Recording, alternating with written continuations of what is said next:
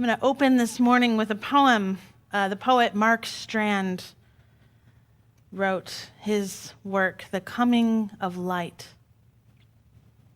Even this late it happens, the coming of love, the coming of light. You wake, and the candles are lit as if by themselves. Stars gather, dreams pour into your pillows, sending up warm bouquets of air. Even this late, the bones of the body shine, and tomorrow's dust flares into breath. How are you doing? This is not that rhetorical. I wish I could hear from you. I wonder if this is the most challenging time you have ever lived through, or if this time of collective and individual crisis reminds you of other hard times when you have suffered, other moments in your life, and if it reminds you of what got you through then. Will it still help you to thrive today? I can't help but think that this Easter really is about opening up a tomb, pulling back a stone, this act of excavation, following a notion that behind a wall of death there would be impossibly a triumphant resurrection. I think of my own darkest nights and the times when I have found my way toward something a little bit like resurrection.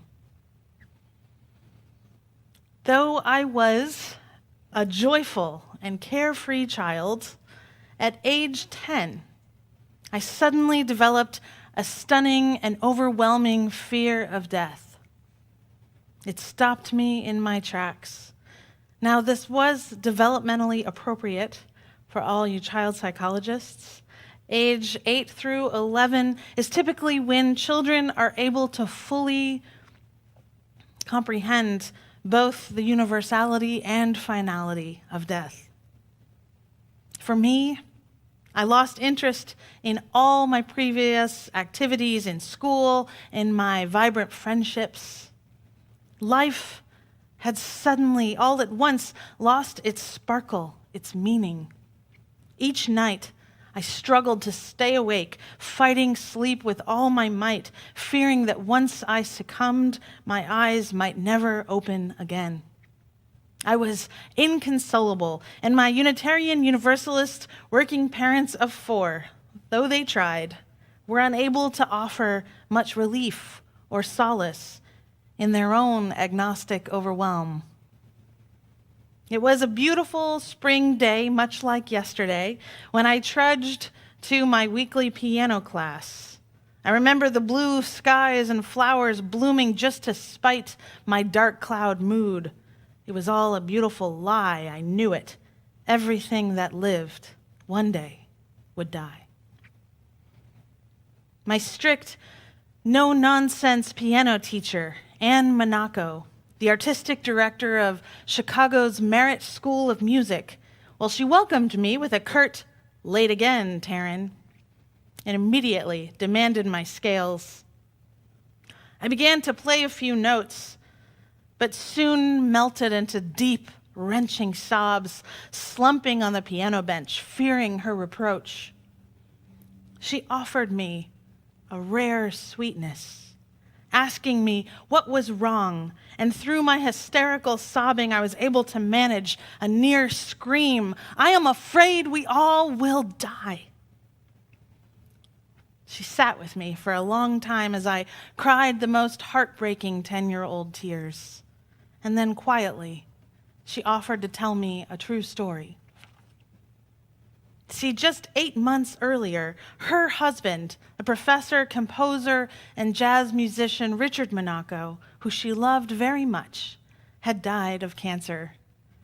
She told me about the day she was sitting by his bed, and suddenly his heart rate dropped, and his breathing slowed, and it seemed his final moment had arrived. She whispered to him, "Richard, what do you see?" And in a whisper back, he described a tunnel of darkness, a clean, bright light of love, only love. And he said her deceased father was there too, but he was waving him away. Richard took in a breath, and he lived a few more weeks after that. In that moment, in that story, my piano teacher, Anne, she took my fear seriously, and she answered it with her surprisingly powerful faith. I needed to hear about life after death. I needed to know that my piano teacher's faith was strong and clear as the middle C note. Her faith, her belief, it was enough. It was my Dayenu. I didn't need to know for certain what would happen. I just needed to know that she was not afraid and that she was comforted by her faith. This is what we can excavate together, unearthing in the tombs of our broken world a renewed faith in life. To proclaim what the songwriter John Prine calls love, only love, that it will be enough to see us through. So when you are lonely, remember you have your life and you have infinite access to love, only love. When you are sick, remember you are connected to love, only love will never leave you. When you are scared, pull away the stone, empty out the anxiety in your heart, and you will find that love, only love, awaits you. When you are feeling that deep helplessness, excavate your helplessness, and you will find that love, only love, will endure. And each of us, I believe, are excavating now, like Mary Magdalene and the other women in the books of Matthew, Mark, and John. We are pulling back the stone in front of a tomb, and we will never be the same after what we have found there. We are living through something. A writer this week called it the Great Pause.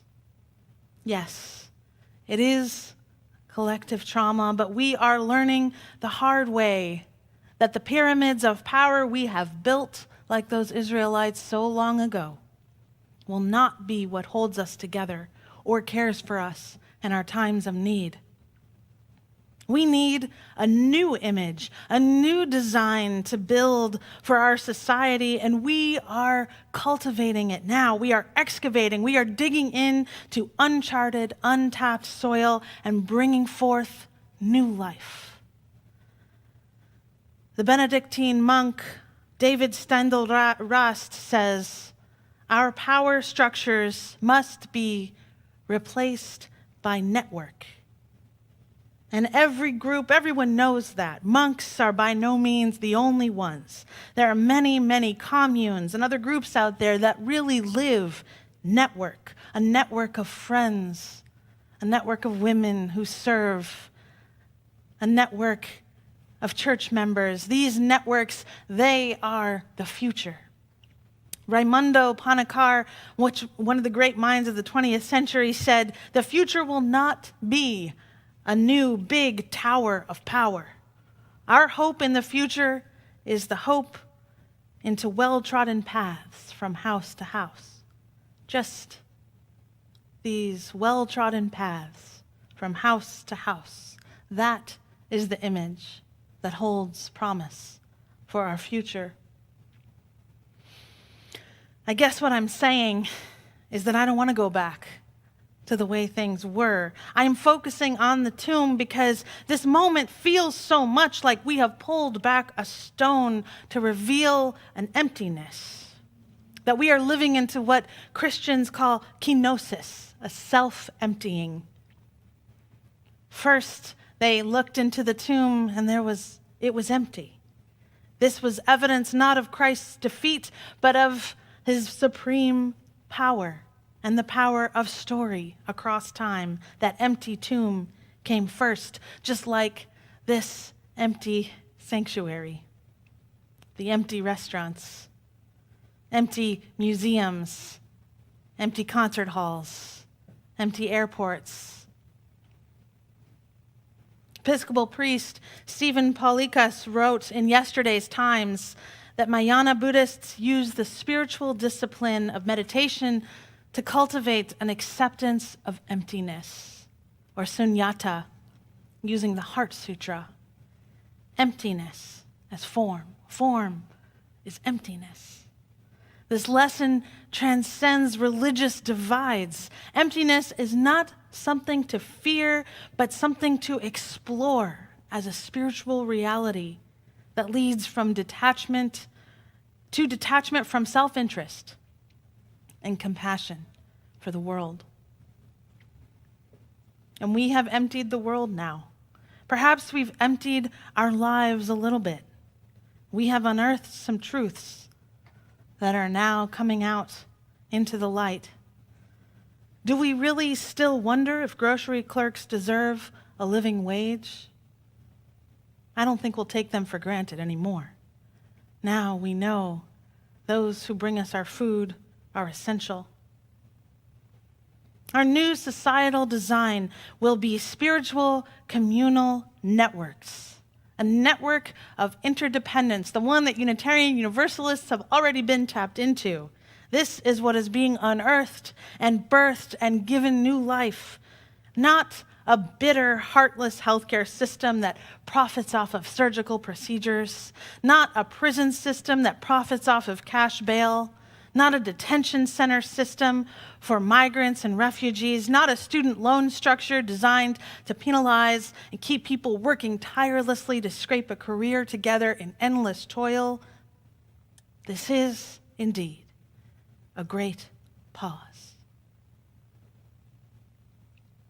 We are serving something else now, not building those pyramids anymore. We are serving our relationships above all else. We understand now that we belong to the earth, to the divine mystery, and to each other. Let us drop all those defenses in our fight to return to the old normal. And I don't want to romanticize people's individual trauma either. This pandemic is ruthlessly exposing our health disparities, our societal disparities. It is taking away beloved fathers, grandfathers, grandmothers, mothers, sisters, teachers. It is picking off Black people at alarming rates, people living in poverty, and the sick and the elderly most of all. For many of us, we are now wrestling with daily terror or frustration or grief, and it is difficult to welcome the notion of resurrection. But it is a rigorous joy that comes on Easter morning. Not mere happiness as a response to good news or sadness as a response to difficult news. No, joy, gratefulness as a disciplined practice. Not because something good happened to you, but because you have the chance to move from this moment into the next moment. Maybe bruised and battered and hobbling, maybe with a river in front of you. But if you remember, I said this before, the story of Exodus goes that the people did not cross that river all at once, but one step at a time, wondering how they would ever make it across to freedom. May you remember you still belong to life, to love, to each other. The stone is being pulled back on our way of life, And this morning, yes, the world seems as empty as Jesus' tomb.